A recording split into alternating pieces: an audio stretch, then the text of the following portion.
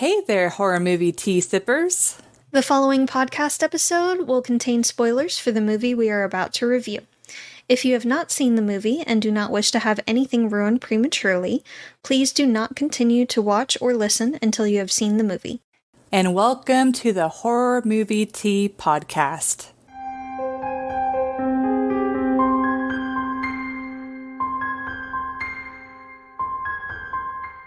Today, we are covering another Keith request. We are catching up on your requests.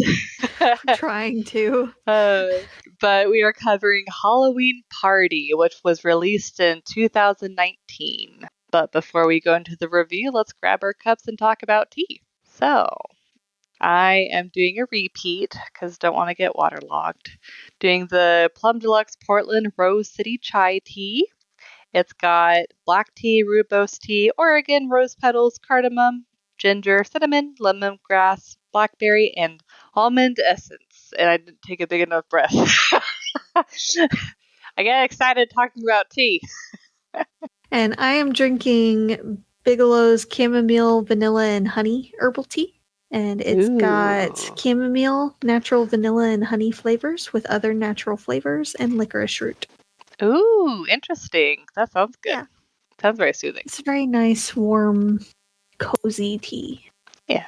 But as always, thank you to Plum Deluxe for allowing us to continue to do what we love. But for our tea sippers out there, brew yourself a cup of tea, sit back, relax, and we hope you enjoy the review. So, Halloween Party is about two college students who accidentally release the tortured souls of tragically disfigured children. And I believe all of them were disfigured from birth defects. Is that right? Yes. Yeah. Mm-hmm. Yeah. Which was caused by some kind of toxicity in the water or something like that. Yeah. At the time. It affected a whole generation, apparently, of kids in the area. Yeah. But for entertainment, this one's difficult because it could have been a pretty good horror movie, but it's a B movie. Yeah, it kind of feels like some of the earlier Blumhouse movies where like the premise of it is really interesting and you could see how it could be scary. Or like the Wild Eye movies. Yeah, but like the actual execution, like with this, I will say the tension in this movie is pretty decent. It's just when they actually do the release scare or whatever, it's just very anticlimactic. And there's quite a few times where you're just like laughing out loud, or like one. Well, I don't know if I said my rating, so I would rate this a 7.25. It's like one of those where it's like I would be fine watching it again, but I'm not. It's not going to be a go-to movie. And I know like some of the scares, I'm just like it felt like they weren't even trying to be scary, and maybe it's. I guess we didn't do any background research on if this was supposed to be scary or not, but it does seem like they are intentionally trying to make the movie scary. I think it's supposed to be. But then there's these scenes like just kind of fall short. Yeah, like there's this scene where this guy is on the toilet and one of the monsters comes up from out of the toilet, and they have like stupid scares like that. It's just and then whenever they build up with an actual decent one and then they actually have the scare go through, they still do this really weird where they like almost do like a CG, like widening the eyes of the child or the monster or whatever and making it look like even scarier. Cartoonish. But yeah, instead it looks like a cartoon, and it's just that's not scary. I'm sorry. Yeah. So it really felt like it's like they tripped at the finish line. Yeah. It felt like it was a person that was a decent director or producer, and they were trying to do their first horror movie, and they've watched a bunch of horror movies before, so they kind of had the right idea, but they weren't exactly sure how to execute it type of thing. So it's just a really weird mix. So it's like, aside from the anticlimactic scares, the movie's pretty decent, but it is a very typical um, horror movie premise where it's like, this virus like infects your computer and pops up. But I will say they at least made it a little bit more interesting in figuring out the uh, that the origin was specifically their room, the Mhm. roommate's closet, which I feel like a lot of these like virus movie type of things, like is it just called Friends? The one where it's like Skype and their people are dying over Skype. Unfriended. Unfriended, thank you. Uh, Hmm. I feel like it felt a little bit more solid than that because it had some semblance that's based in reality technically, but it's still like off the wall. Like, oh yeah, the kids were on computers and they figured out how to create a virus, and it's just, and it's like, why would stepping on the stone, like their They explanation for explain that. things, like the explanation for things didn't really seem that solid. It's like, oh, stepping on this part like triggers the virus because their souls are unrested. Yeah, Um, it's basically their grave site. You're disturbing their grave. Yeah, but it's like, why a virus then? It just seems like very random. And then of course it had the very typical horror movie ending on like, oh, we released them, we set them free. It's like, you weren't supposed to release them.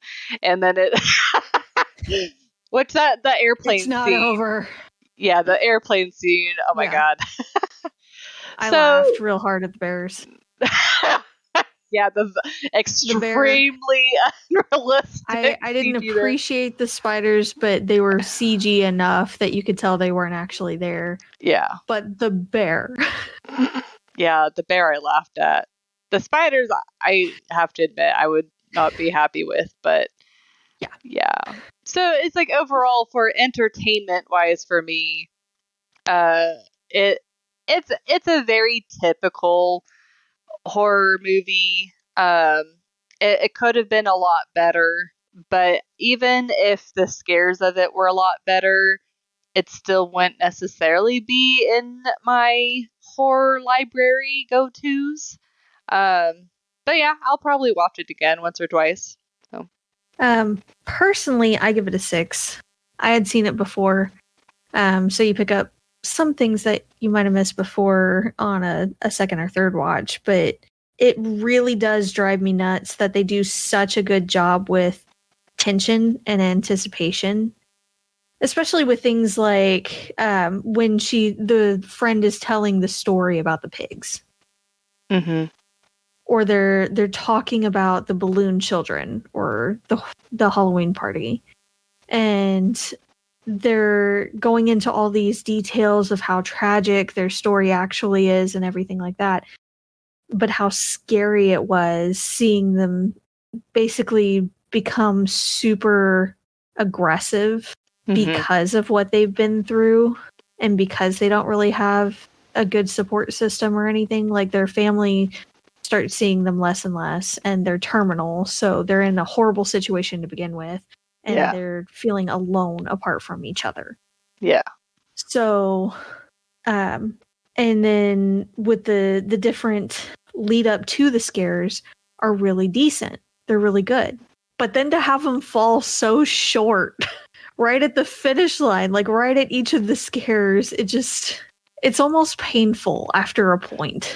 Yeah, it's very unsatisfactory. Yes. Like, it can be really funny. If you're watching it with a group of friends and all, it would be more enjoyable. But it's still not quite the same. It doesn't give you that satisfaction that a horror movie should. Mm-hmm. Once you have that great lead up, and then like you're supposed to have a really good scare to release that tension and everything, and it's just something kind of stupid, honestly. Yeah. Most of the time. So just, it's a little frustrating. I do like the characters and the chemistry they have. between them, the banter they have. I like the interactions between most of the characters. I kind of hated the frat boys, but I think you're kind of supposed to. Yeah, the characters in this movie are a lot of them are very much throwaway characters. Yep. Like even the two more main characters, like the final girl and then their nerdy guy, it's like they're nothing extra unique or anything. No, but they're still decent and they're still funny and you still root for them. Yeah. So you don't hate them, but they're not like extra. They're relatable at least. Yeah. I will say I love how the little like how meta it tried to be. It's kind of like odd where they would just like throw these meta jokes. I'm like, oh, will they fuck? It's like, yeah, a little awkward. But on the whole, like they did a decent job. Again, it is a B movie, so it's nothing really to write home about, but it's decent enough that I would be interested to see what at least a couple of them have done other than this and see if that hopefully was any better. At least with the scares, if nothing else. Mm-hmm. There was a lot with the realism that brought the score down too, which of course we'll get to. Yeah. But there are just things in horror movies that are extremely frustrating and I wish we could move past. Like, do better. I do like at one point they mention, like, in scary movies when stuff is happening, they don't just pack up and leave like they should. And the nerdy guy's like, I would be in my car on my way to Cleveland. I don't know why Cleveland specifically, but it seemed far enough away in the movie for them to feel safe being there. So when stuff does start happening, they're like, we're leaving Cleveland. Yes. Airport. Let's go. Mm-hmm. So that was nice that they at least brought that in, but there are many other things that again we'll get to later that just a little bit too frustrating and great just a little bit, so I had to take off. Yeah. Though I don't know if this was an intentional call or reference, but the cat was named Jonesy. And in Alien, the cat on the ship was named Jones and they called it Jonesy. So I don't know if that was an intentional reference or not, but I loved it and I appreciated it. I would assume so. That just seems a little bit too on the nose, you know? I don't know. I don't know, but it was great and I loved it. So that's what I had for entertainment there. For realism, yeah, it follows the faults of a lot of horror movies. So I would personally give this a 2, which I feel is pretty reasonable. That's what I was going to give it as well. So like kind of going down the list, the one of the things is why the very first girl that gets killed, the roommate, it's like why wouldn't she call the police? Like what it's just so freaking or obvious. At least mall security. Yes. It's like this movie very much falls into the trap of like they have the characters that die like stumble into getting killed, where there's like so many avenues. Like the guy on the toilet. Why did he stay on the toilet? Like just, weird stuff is happening. You don't know if the pipes are going to burst or whatever. Get like, it's gonna be messy real quick. Yeah, it's like either wipe yourself up real quick or pit on your pants. Do something. It's like he could have just like stepped out of the bathroom and been like, "Oh, what's going on?" And then even with the main characters, which for the most part seem to be pretty smart, but then they would do some really dumb things that seem to have character, which I'm sure you'll talk more about. But the van. It was very much movie got a movie kind of thing. Yeah, and that, like, honestly, whenever you're talking about entertainment, I'm like, man, I think I was a bit generous with the 7.25. I might like lower it down to a 7, but it was enjoyable. But yeah, it is enjoyable, but Was that thunder? Holy moly. Yeah, it's pouring right now. Well, it's just started getting dark over here, so we'll be getting hit with it soon. Storming right now. Where I'm at. So, but anyways, it's fine. Just adds to the atmosphere. I've got some ambiance over here. Yeah. Perfect to have a storm on recording day. But exactly. But yeah, it's one of those movies, or one of those horror movies, I should say, where if you want it to make, if you want a movie that makes sense and it's logical and it's going to drive you nuts, if it's not, you're going to hate this movie. Yeah, like I didn't fully hate it. It was a little, it grates a little. Yeah, but from someone that's, I feel like I'm a little bit better at sitting back and being like, oh, it's a horror movie. I'm just going to let whatever happen. But there you are better at it than I am. But there were still parts, like the girl not calling the police when she's in the department store, or yeah, as you said, even calling mall security at a minimum. Like my only thought is maybe she thought it was a prank, but I mean, there's a point where she was so scared that I'm like, no, there's no way that even if she wouldn't, is beyond her just thinking it was a prank, is what I'm trying to get at. Yeah. So yeah, just a lot of frustrating movie moments. Also, I guess the only other thing that that kind of made me question is I can understand them wanting to the two main characters, and when they're in the tunnel, I can understand wanting to change from like the flashlight to the more night vision camera. Night vision, but you could still see an obvious green aura. Yeah. So it's like I don't think it was realistic for them to be like, oh, they won't be attracted to us because we're in the dark. It's like, no, they can still see the green on your face. Now they might be less attracted versus like a super bright flashlight, but no, you still have some level of light. You still have some way for them to see you and be like, oh, there's people right there. And it's like one of those things where it's like you gotta weigh the pros and cons on like if they found like a slightly, because they were obviously, it seemed like struggling to see even with the night vision. So if they had found like a way to turn down the flashlight so they could still go like really fast through the tunnel, but not be as attractive as if they had their flashlight on full blast. I don't know. That's kind of maybe a nitpicky thing, but that didn't make a whole lot of sense to me either. I mean, at the very least, turn down the brightness on your phone. Yeah. But it just seemed like the night vision wasn't helping them a whole lot, and it seemed to hinder them in a lot of ways. So if they would have found something that was in between the super bright flat, like I totally agree, don't have a glaring like bright flashlight. That's definitely, you can see that 20 feet down or further and be like, oh, there's a person there. But even if they could have like shortened the range of the flashlight so they could still see perfectly and still like pick up the pace on how quickly they're going through the tunnel instead of like kind of stumbling trying to see, I don't know, but that's what I got. Yeah. So I also gave it a 2 because it's just the movie's got a movie moments are just a little too forced. When they don't call security or 911 with the first chick, she has a phone. She had it in her hand half the time. Yeah. The store has to have a phone. Mm-hmm. She had the phone in her pocket when she was banging on the doors.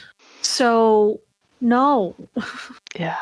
Like, call someone, but then with that same chick's dorm room, which I never understood why her room was in the frat house.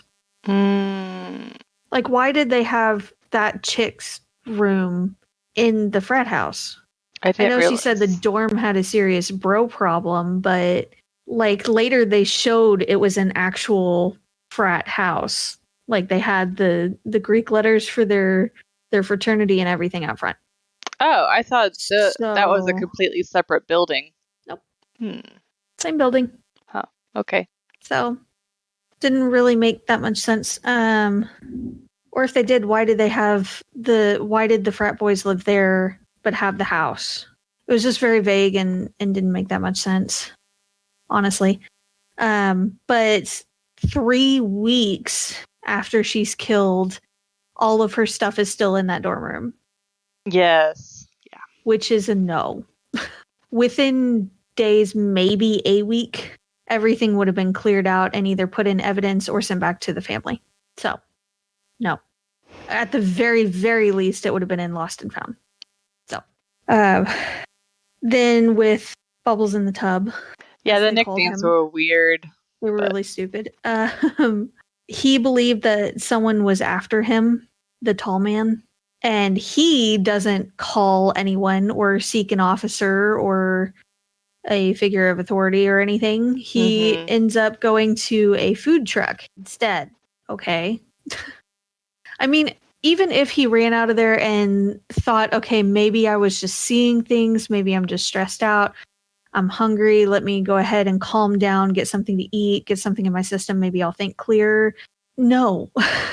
I feel like he still would have found someone, campus security or otherwise, and been like, I saw someone that I believe was from my past that tried to harm me.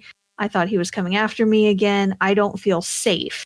And stick with them until you do feel safe. Or file a report at least. Yeah. Because, no. Then Spencer fails the thing because they hold him back. When stuff does start to go down, then, and they're in the van, the windshield gets cracked, yes, which shouldn't have happened anyway, because it was a fist. The fist should have bounced off. But, because that's how windshields are made. But even if it had cracked, which is a very big if, I'm still calling BS on it, they had no reason to get out of the vehicle at all. It was still drivable. They were still protected, still safe. And it would have been a hell of a lot more effort to get out of the vehicle through the rear, the trunk, than it would have been to drive off. But again, movies got a movie, and they needed that tunnel scene. Yeah. And now that I think about it, even the whole premise of the movie of like the whole virus asking for your fear is like that doesn't really make a whole lot of sense with the past of the children, like the unrusted souls. It's like you'd think that they would just be haunting just the whole school grounds, killing off people. Like why a virus specifically? It's just like, anyways, it seemed like a convoluted story. It was a way to tie in the computers and all, and they were called the Halloween party, so it was what scares you and all, and yeah, the way they looked scared people. Yeah.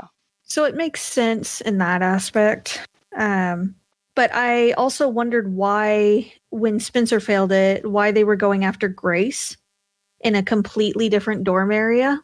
Like, I get the frat boys because, again, it was in the same building and they spawned there, basically. Like, that was their spawn point. But Spencer was the one that got the death animation, not her. And she was in a completely different area. So why were they coming after her? At least until Spencer and Grace met up, it didn't make sense. Well, I know he kind of mentioned that, oh, you released them, they're going to attack everybody. But yeah, but again, she was in a completely different area. So I feel like it should have been almost a wave with a distinct pattern from like the spawn point heading towards Spencer specifically. Yeah, that definitely would make more sense. But attacking anyone that was in the way. Yeah. But she was on like the other side of campus. Yeah. So it was really more of the relationship closeness as a kind of sort of reason, like she knew about them, so they're gonna attack her kind of thing. But it didn't make that much sense. I did take off a little bit for the cardboard plane. It was fairly well done for a cardboard plane, I will admit that, but it was still a cardboard plane, and I laughed when I noticed it. When they have the shot looking out at the wing and like everything is cardboard that looks like it was just green tape holding it piece by piece together. Yeah. Also, what plane has iPads for each seat? Yeah, Even I in wouldn't. coach. Like, I could understand maybe first class, but in coach? Well, it's like Seriously? most planes nowadays, they just have a screen built into the. Yes. Yeah, they don't need an iPad at all. But it's like a generic screen. Yeah. It's not normally a tablet kind of thing. Mm-hmm. So, and a lot of economy seats like coach don't have even that half the time. It depends on the flight airlines. Yeah. and the airline, yes, but they're not going to have iPads. Yeah. So, because it seems like it'd be, especially with it wasn't like attached. I mean, it's like just, it looked like it was Velcroed to the seat. yes. So it's like, that would be too much liability for someone to just Yes. like rip it out from the seat and then take it with them. Yeah. Yep. Plus, what, now that I think about it, where she was pressing, I think that's where it's plugged in, where it charges, and it wasn't plugged in at all. Like the home button, where the iPad is, like, I'm pretty sure that's where it charges, and it wasn't plugged in at all. I don't know. I'm an Android person, so I didn't go into that much detail. iPads are very, very easy to recognize, and I know they're hella expensive, even the older generation ones. So, yeah, no. yep. But yeah, that's what I got there. Yeah, like overall, like, it's a decent movie if you want to watch a new horror movie, but I think especially in the group. Yeah, but I think it'd be one that you're not necessarily missing anything if you don't ever watch it. It's easily a background movie. Yeah. Like, if you're doing something else as well, like cleaning or doing a craft or whatever, something else in the same time that you have it on in the background. Yep. I could easily see that happening. Yep. But thank you so much for joining us today, and let us know what you thought of the movie. If you'd like to recommend a movie, game, or tea, you can leave us a comment or join our Discord server. And if you'd like to keep up to date with our content, you can find our link tree listed below. If you'd like to support the podcast, please subscribe, like, and share our content. We also have a Teespring and a PayPal donate button available if you'd like to support us monetarily. And our Plum Deluxe affiliate link will be down below. It does not affect the price of the tea. It just helps us continue to do what we love. And you can find all of the sites mentioned linked below. But until the next time, guys, stay safe and stay spoopy. Bye. Bye.